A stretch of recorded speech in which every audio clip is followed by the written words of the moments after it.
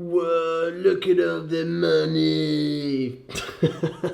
That's literally the only cash I've had this year. I'm filming this in May.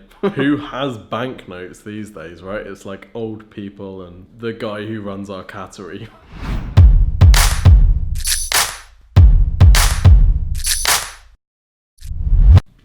In some of my worst days, as Exposure Ninja, I've often looked at Ninja the cat and thought, that lucky son of a gun. He doesn't have to do anything.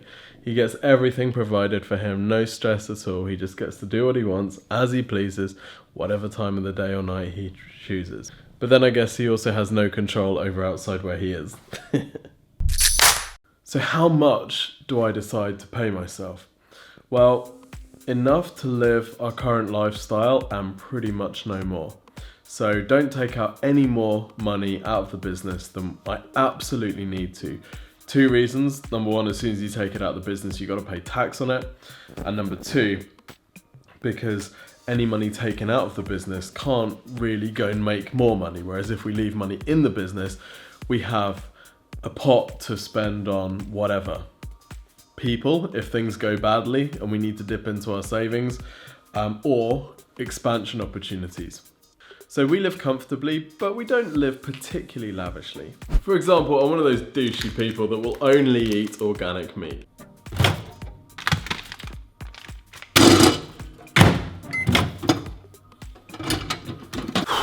But I do still have to cook it myself. Well, actually that's not true. Katie usually cooks it for me. Otherwise I'll be dead. My main goal with the finance element of Exposure Ninja is to build security in the company. In 2014, we had a really tough period where for the first time I had to put my own money into EN to keep it going. And at this point, I still had never taken a wage from EN. So this was like 2 years in. And I had to put some of my own money in to keep the company going. And that really affected me. And from then on, I decided we would always have a base level of savings inside the company to see us through if any awful thing happened, like we go into a recession or something like that, or like all of our clients quit immediately, have enough money so that we don't have to immediately fire everyone. And it also means that if any opportunities arise, such as running the most incredible digital marketing event the world has ever seen with some of the world's most renowned marketers, we have the funds to spend on them.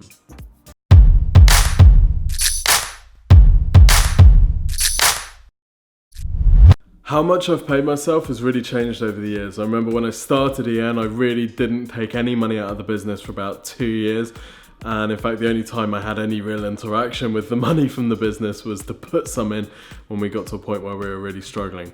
I was working as a drummer in a wedding band and using that to fund my lifestyle, which really wasn't that much of a lifestyle at that point. And it was a good couple of years before I was taking money out of the bank until I was earning as much as the top earners inside Exposure Ninja. I remember one KPI goals meeting I had. So we have these KPI goals where every quarter we set targets for everyone in the company. And there are bonuses that are allocated according to how they hit their KPI goals. And someone was running my KPI meeting. One of the ninjas was running my KPI meeting with me. And I remember my top band of achievement, if I smash my next quarter's goals, the achievement that I'd unlock would be, I will be one step closer to paying myself a wage from Exposure Ninja. So if I work my ass off for the entire quarter, then I would be one step closer to getting paid anything for it. Obviously now, because I'm director, I'm owner of the company, or myself and Katie own half each, we can decide how much to pay ourselves. So things have changed quite a bit. And Exposure now makes a reasonable amount of money as well, so there is enough to pay us as much as we'd like, essentially.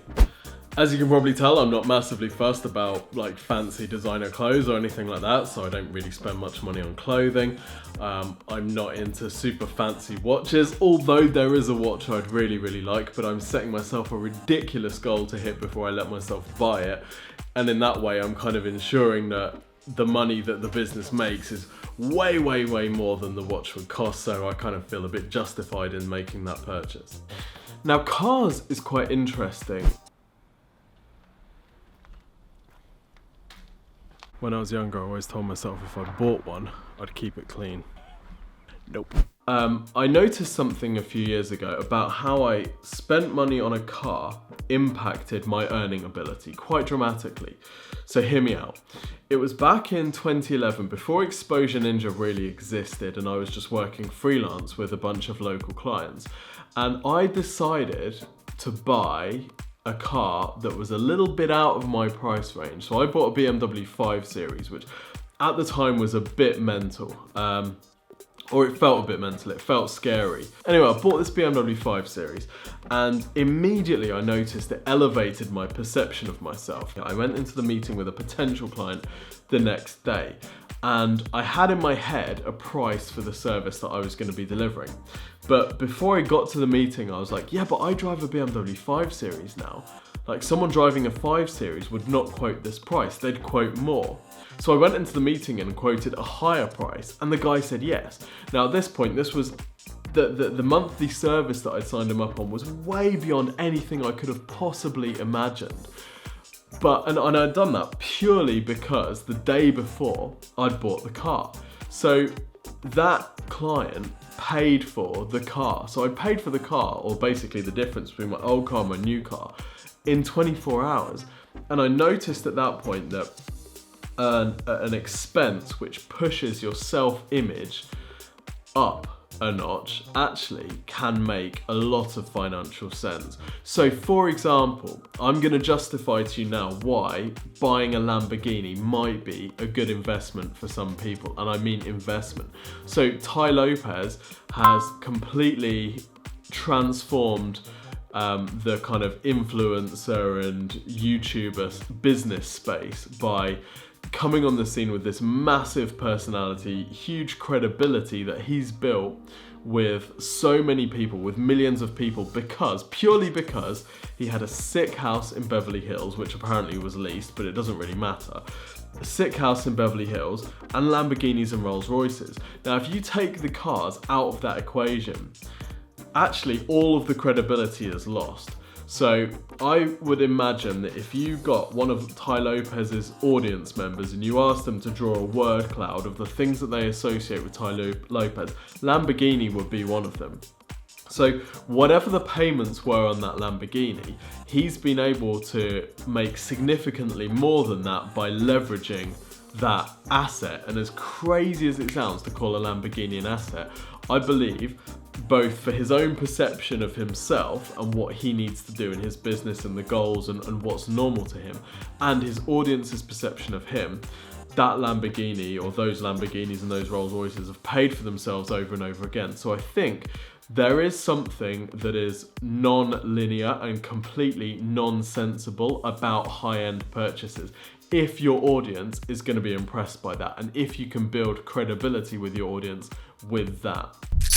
So here's an exercise for you. Next time you go to stay in a hotel, stay in a hotel that's slightly nicer than the one that you would have stayed in, or upgrade your room. If you're someone who never ever upgrades your room and you always take the basic room, just push yourself a little bit outside your comfort zone and see what it does to the image that you have of yourself. And if it means that you start thinking of yourself as, yeah, but someone who stays in that sort of hotel, they would never do this, right? And notice how it kind of pushes you. Now, of course, the danger with all of this is there's a phenomenon where there's a principle, I can't remember the name of the principle, but the guy goes and buys this ridiculous fur coat and it's really expensive. And then he takes the fur coat back to his house and then he looks at his house and he thinks, well, these possessions don't match the fur coat. So he then has to upgrade his entire life and everything that he sees around him in order to level up to the stage of the fur coat. Now, maybe that makes sense for you and your business, but obviously what you don't want to do is drive yourself into a massive hole trying to keep up with this lifestyle that you've created for yourself if it doesn't make sense for you at that point. I think rationally, it's much easier to be keeping things quite lean, spending money where it needs to be spent and investing as much as you possibly can in the business so that you're not having to suck the life out of it to go and buy Lambos and fur coats. And this leads on to something else, which is the difference between company finances and personal finances. So there's really two kind of approaches that you can take with all of this if you're the director of a company and can draw money out. So On the one extreme, you have people who essentially treat the company bank account as their own bank account, and they'll take out as much as they want whenever they like, because this company exists to maximize shareholder value. I'm the shareholder, give me the money.